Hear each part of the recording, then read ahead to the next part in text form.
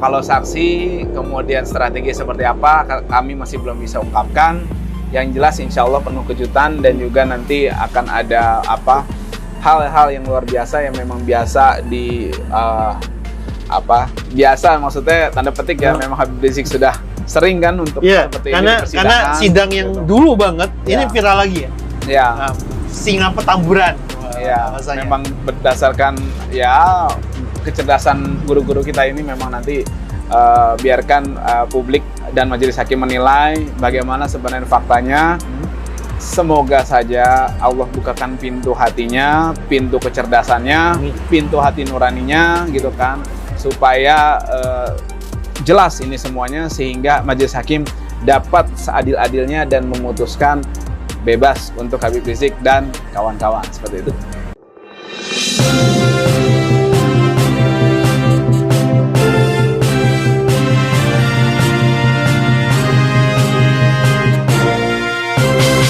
Bismillahirrahmanirrahim. Assalamualaikum warahmatullahi wabarakatuh. Waalaikumsalam warahmatullahi wabarakatuh.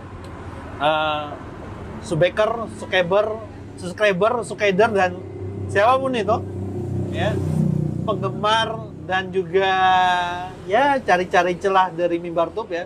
Welcome di diskusi kita pada hari ini jelang sidang besar ya abad 2021 ya. Satu-satunya sidang teraneh menurut salah satu pengacara ya di muka bumi ini ya, karena ini terkait dengan kerumunan ya. Nah, sebagaimana telah tersebar luas ya, dan video yang sudah tersebar luas tentang pernyataan hakim untuk membolehkan terjadinya sidang offline ya dari Habib Rizik Syihab beserta 6 terdakwa lainnya yang terkait dengan kasus kerumunan ya, dan beberapa kasus yang lainnya Megamendung, Petamburan dan juga Rumah Sakit Umi. Nah, kembali lagi kita akan bersama dengan orang terdekat ya Habib Rizik Syihab ya. Ya karena 2 kali pertemuan terakhir beliau sangat dekat sekali. Ya, kita sambut dulu Bang Aziz. Bang, sehat Bang? Alhamdulillah. Gimana Bang selama ketika kemarin diputuskan sidang offline, itu perjuangannya seperti apa Bang? Ya, yang pertama kita surprise, kemudian juga kaget ya. Dan kita sangat bersyukur kepada Allah Subhanahu wa Ta'ala atas tercapainya keinginan kita dalam hal ini, satu pintu keadilan ya. Satu pintu untuk sidang secara langsung, di mana ini menjadi hak dari para terdakwa maksudnya, kemauan para terdakwa sesuai dengan undang-undang dan juga memang ini yang paling ideal seperti itu dalam proses pencarian kebenaran dan keadilan di muka pengadilan. Nah, ini kita sangat bersyukur dan juga kita mengucapkan banyak terima kasih kepada majelis hakim yang terhormat, baik yang Rumah Sakit Umi maupun yang kasus Petamburan serta kerumunan Megamendung, kemudian juga kepada Mahkamah Agung, kepada Badan Pengawas Mahkamah Agung, kepada Komisi 3 DPR dan anggota-anggotanya yang luar biasa. Ada banyaklah anggota-anggota dari Komisi 3 yang concern kepada kita, kami mengucapkan banyak terima kasih. Kemudian juga kepada pihak kepolisian atas pengamanannya yang luar biasa di sidang-sidang online sebelumnya, sehingga ini dapat diduga menambah keyakinan dari hakim juga untuk memutuskan ini memungkinkan untuk sidang secara offline. Selain itu juga kami mengucapkan banyak terima kasih kepada Mimbar Tube dan juga teman-teman media, YouTuber, kemudian para pecinta Habib Rizik, masyarakat lainnya yang mencintai kebenaran dan keadilan, tegaknya kebenaran dan keadilan di Republik Indonesia ini. Kami mengucapkan banyak-banyak terima kasih. Semoga Allah membalas kebaikan semuanya yang tadi saya sebutkan. Adapun mengenai usaha-usahanya, kita ikhtiarnya ya doa yang pasti, kemudian juga kita melakukan berbagai upaya antara lain argumen beserta data dan fakta, kemudian permohonan kita sampaikan ke beberapa instansi yang memang mempunyai kompetensi untuk mendiskusikan ini, terutama majelis hakim, dan juga kita sampaikan fakta. Banyak pihak-pihak yang memang keberatan, yang takut dengan keberadaan Habib Rizik di muka persidangan secara langsung, tapi semuanya itu perlu diketahui hanya hayalan. Ketakutannya itu hayalan, ketakutannya itu bentuknya paranoid, ketakutannya itu bentuknya apa ya?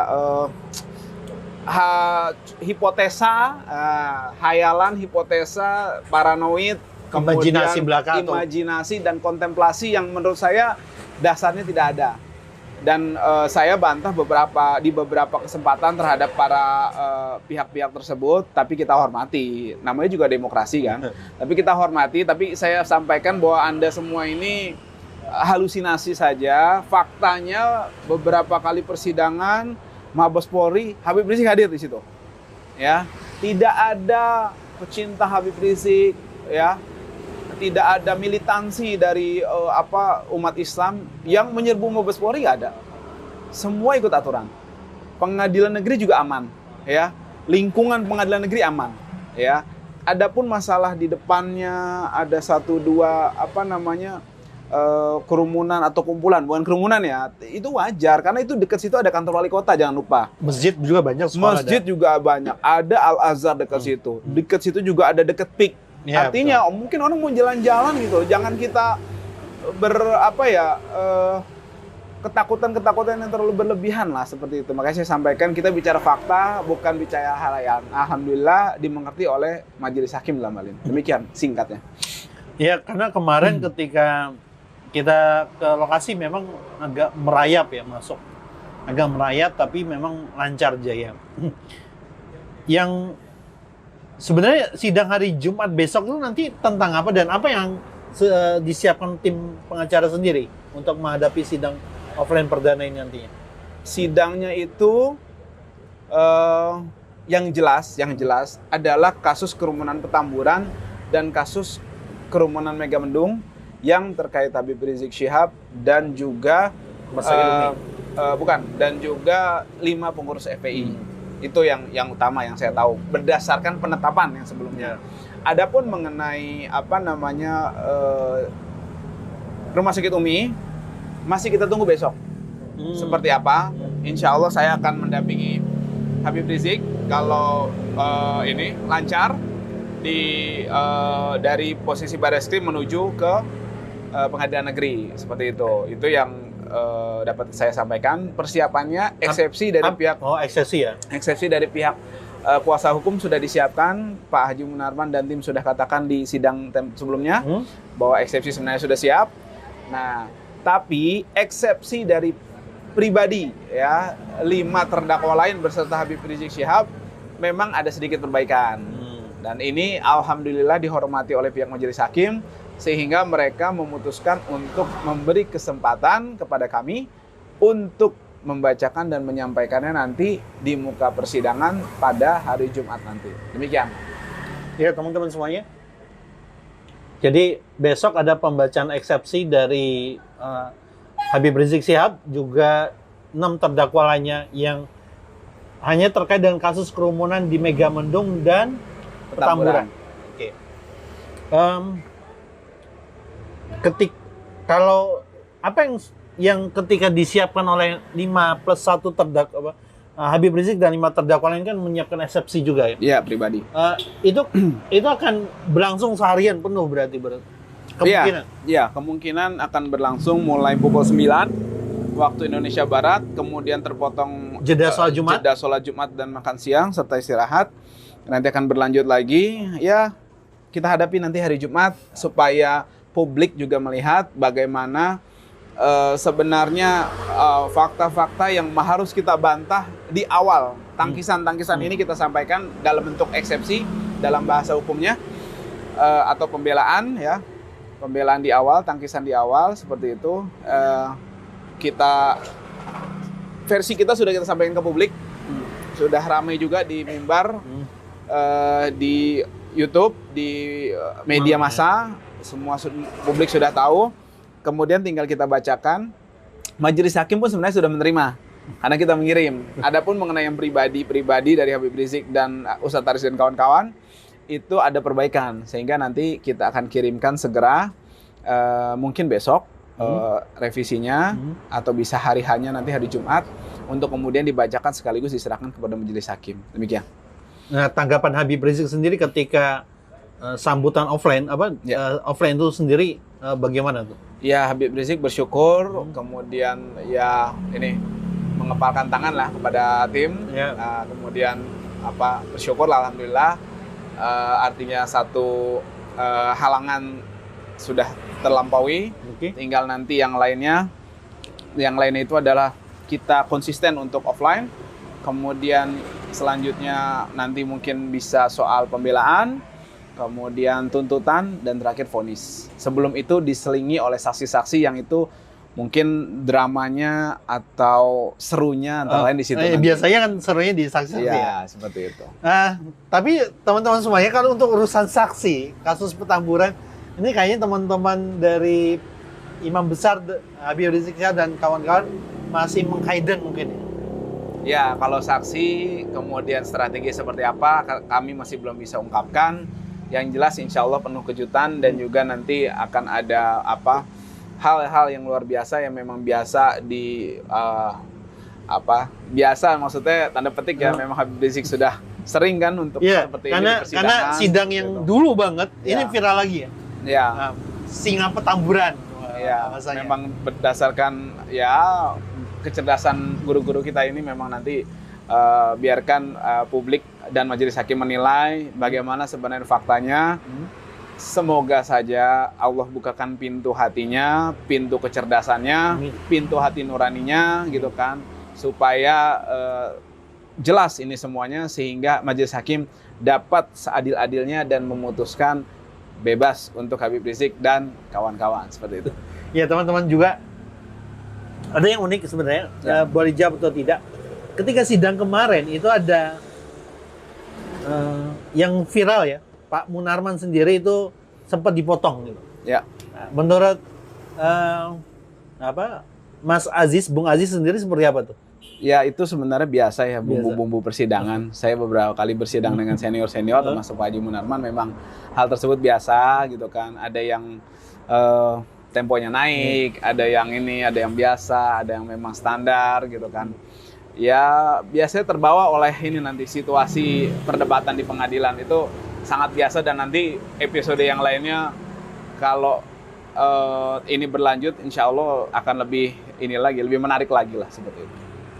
Kemudian ketika ini agak pro kontra ya, tapi sebenarnya pembahasannya adalah ketika sidang offline, berarti kan kemungkinan besar orang akan juga bertanya-tanya nih,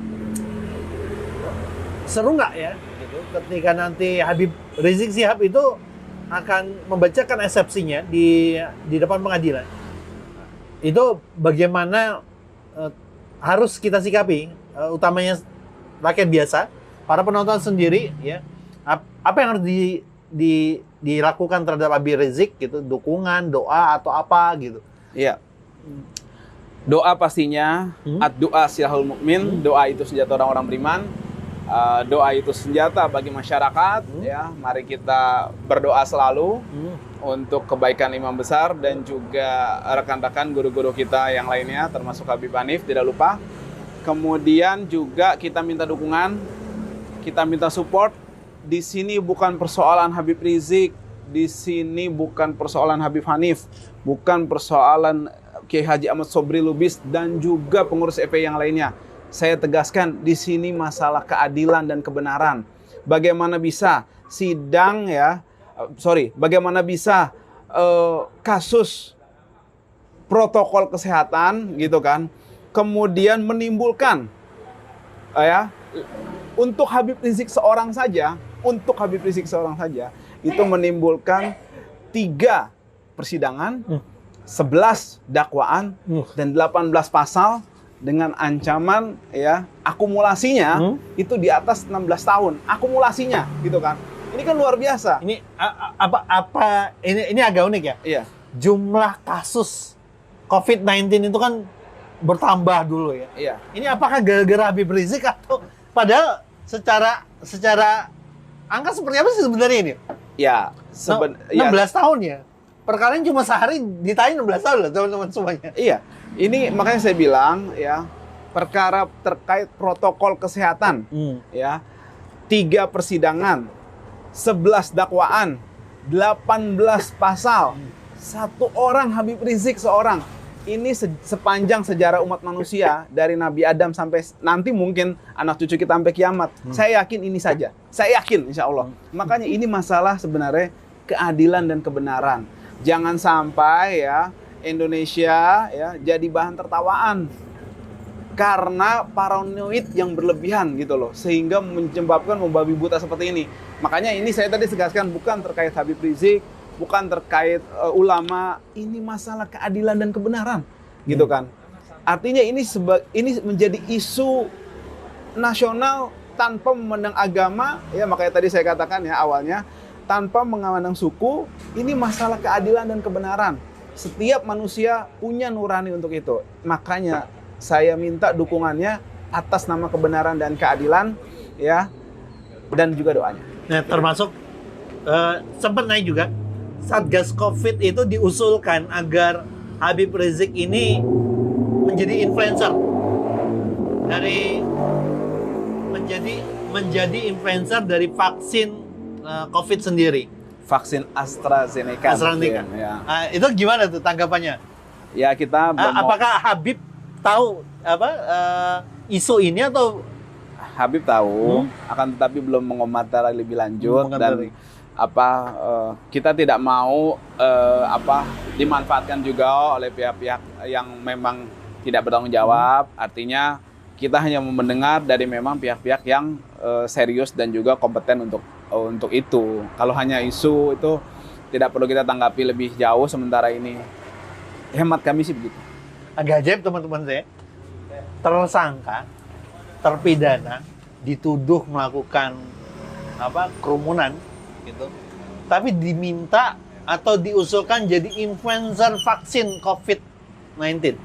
Nah, ini yang spesial banget teman-teman semuanya ya.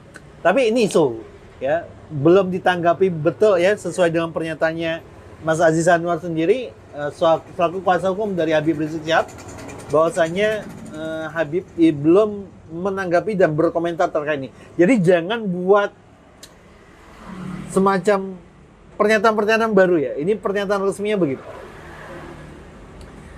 16 tahun hukumannya. Akumulasi 16 tahun. Tapi karena kan ada mencampur bahkan lebih. Apa semua terdakwa itu akan kompensasi hukumannya juga sama? Enggak, berbeda. Kalau yang kerumunan Petamburan, Kiai Ahmad Sobri Lubis, Ustadz Haris Habib Ali Alwi Alatas dan Habib Idrus serta Ustadz Maman Suryadi itu maksimal 6 tahun. 6 tahun. Kalau yang kasus rumah sakit Umi itu kurang lebih 10 tahun ancaman akumulasinya ya, seperti itu. Okay. Berarti Habib Hanif juga ancaman 6 tahun berarti ya? 10 ya. Karena rumah sakit Umi itu ya? Iya, karena itu dimasukkan pasal ya yang kita sampaikan di eksepsi itu jelas pasal yang digunakan oleh pemerintah Belanda untuk menghadapi para penjajah. Para militan Republik, para pahlawan kita. Artinya pasal yang digunakan oleh Belanda ya untuk kemudian digunakan untuk melawan dan menghadapi pejuang, digunakan untuk menghadapi sekarang anak bangsanya sendiri, seperti itu. Undang-Undang tahun 1946 itu. Terus kemudian Riza Ramli itu dalam satu pernyataan tertentu mengatakan bahwasanya saya lupa Riza Ramli atau siapa ya? Iya, Riza Ramli. Yang menyatakan jangan sampai ada hayal jihad katanya ya. Oh, bukan Amin Rais ya? Amin Rais ya, Pak Amin Rais sendiri. Jangan sampai jangan sampai Habib itu dipersingkat ngomong hayal jihad. Tanggapannya seperti apa nih? Ya, Itu wajar ya menurut saya dari warga. Sebenarnya banyak warga masyarakat, mayoritas saya yakin hampir semua ini yang waras itu berpikir dan berpendapat sedemikian. Tinggal ini kan masalahnya siapa yang berani. Nah, dalam hal ini Pak Amin Rais yang saya hormati berani seperti itu. Sebenarnya yang lain juga sama pendapatnya. Karena kenapa? Semua punya hati nurani. Saya yakin, makanya tadi saya katakan ini bukan domain umat Islam, ini bukan domain pencinta Habib Rizik, ini bukan domain FPI, ini bukan domain tim kuasa hukum atau domain keluarga dari Habib Rizik.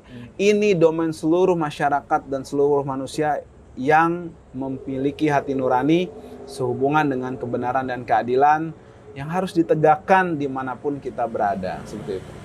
Jumat itu tetap sidang terbuka nih?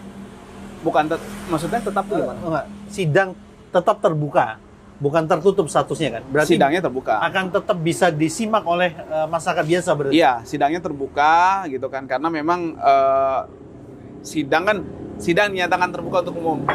Majelis hakim lagi itu. Jadi yang bicara bukan saya, yang bicara majelis hakim. Nanti kita dengarkan. Majelis hakim mengatakan sidang dinyatakan dibuka dan terbuka untuk umum. Ini kan tokoh majelis hakim. Artinya majelis hakim bicara kan, seperti itu. Kalau tertutup, baru itu tertutup. Dan biasanya itu bukan perkara-perkara pidana umum. Biasanya kasus perceraian atau kasus yang melibatkan anak-anak, seperti itu. Ini kalau tertutup ya, kita akan lihat peraturan apa yang akan dipakai teman-teman semuanya. 16 tahun, ya teman-teman harus tahu Habib Rizik Syihab itu diakumulasikan dengan total 16 tahun penjara, betul ya? Ancamannya dari dakwaan-dakwaannya. Ya, ada karena di situ ada Undang-Undang 146 pasal 14 itu ancamannya 10 tahun. Apa aja sih sebenarnya dari 11 dakwaan kan? 11 dakwaan. Ya. Apa aja tuh 11 dakwaan itu? Kalau bisa diingat diantaranya terkait apa aja? Yang pertama itu pasal 160. Yang berat-berat aja ya. Pasal 160 ini menghasut. Ya, menghasut. Ya, kemudian yang kedua Undang-Undang tentang penyebaran berita bohong. Undang-Undang nomor 1 tahun 46 pasal 14 dan 15. Ini 10 tahun. Kemudian yang lain-lain itu tentang karantina kesehatan, penghalang-halangan penanggulangan wabah. Itu ada beberapa pasal. Jadi karantina kesehatan ada 2-3 pasal. Penanggulangan wabah ada 2 atau 3 pasal. Kemudian ada Junto 55 ikut serta melakukan tindak pidana. Kemudian juga ada Undang-Undang Ormas. Nah, ada Undang-Undang Ormas. Lucunya ya, ini sangat, makanya saya katakan dari awal akrobat hukum. Ya, akrobat hukum ini luar biasa oleh para jaksa ini. Makanya Habib Rizik dan kita juga mengatakan bubarkan saja Fakultas Hukum. Kenapa? Ini akrobatnya luar biasa. Bagaimana bisa Habib Rizik didakwa, dipidana oleh ya tuduhan-tuduhan yang pada saat kejadian yang dimaksud ya itu Front Pembela Islam belum dibubarkan gitu loh. Yeah. Kecuali sudah dibubarkan, kemudian Habib Rizik mengklaim atau terlibat dengan ormas tersebut ya, misalnya FPI dibubarkan misalnya September, kemudian Desember Habib Rizik melakukan, itu masuk akal gitu loh, itu akal sehat masuk gitu kan ya, make sense lah gitu kan. Tapi kalau ini kejadiannya sekarang, kemudian 2 bulan kemudian FPI atau beberapa saat kemudian FPI dibubarkan, kemudian didakwa dengan undang-undang terkait yang tadi dibubarkan itu tadi, kan akrobat itu. Artinya mengadang bid'ah, bid'ah dari hukum nih. Itu berarti hukum berlaku surut berarti. Berlaku surut itu. Dan itu benar-benar aneh bin ajaib gitu kan. Luar biasa itu di situ akrobat dan banyak, dan itu sedikit clue. Nanti kita akan bongkar semua di eksepsi, sudah disampaikan, nanti disampaikan dan di pledoi nanti insyaallah seperti itu. Pledoi. Ini spesial ya tadi. Undang-Undang Ormas. Front Pembela Islam. Ya, saya jadi teringat ya tetangga RW gitu.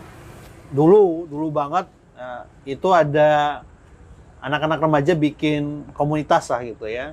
Yang membubarkan komunitas itu Pak RW-nya, padahal ya secara tidak langsung Pak RW nggak pernah terlibat dalam pendirian, dalam hal perumusan ya, tapi membubarkan ya. Ini Pak RW loh ya. Ya. Beda sama bapak yang lain. Ya. Itu saja teman-teman semuanya malam hari ini. Tapi ada nggak pesan-pesan terakhir tambahan untuk persiapan sidang offline? Ya, Besok. untuk persiapan besok mungkin kita lihat saja nanti bagaimana ininya persidangannya. Semoga berjalan lancar, tidak ada halangan dan hambatan apapun. Semoga nanti tidak ada masalah. Kita tadi minta doa dan dukungan dari teman-teman sekalian, dari masyarakat umum, semoga lancar. Kemudian juga Amin. jangan lupa Apa? himbauan Habib Rizik Apa? ya kepada seluruh masyarakat untuk selalu taat prokes, disiplin menjalankan prokes dimanapun berada, termasuk pada saat nanti menyimak proses persidangan, ya menyimak dimanapun, ya kalau Bisa di warung menyimak kopi, di kafe, menyimak di rumah, kalau memang nanti ada kumpulan, harap menjaga Bisa juga nyimak di mobil ya sambil prokes YouTubean dimanapun, artinya imbauannya bersifat umum untuk menjaga protokol kesehatan, kemudian disiplin selalu ya dalam bertindak, kemudian tertib dan taat dengan ketentuan aparat penegak hukum, aparat keamanan, serta kepada umat Islam banyak berzikir. Itu himbauan Habib Rizik. Ya, itu teman-teman semuanya kita doakan agar sidang Jumat ya. Biasanya kalau KPK itu Jumatnya Jumat keramat ya. Nah, ini mudah-mudahan Jumatnya Jumat berkah. Ya. Amin. Atau jangan-jangan Jumat besok ada Jumat keramat juga ya. KPK bertindak. Karena kita udah lama nih nggak dengar KPK Jumat keramat ya. Bukan malam Jumat keramas bukan ya teman-teman semuanya ya. Nah, itu saja teman-teman semuanya. Mudah-mudahan tetap setia nonton saluran keadilan ya di aliansi lintas YouTuber atau All You ya, yang tergabung beberapa channel-channel YouTube perjuangan ya, dan juga channel-channel berita yang insya Allah akan mengabarkan keadilan dan kebenaran. Assalamualaikum warahmatullahi wabarakatuh. Waalaikumsalam warahmatullahi wabarakatuh.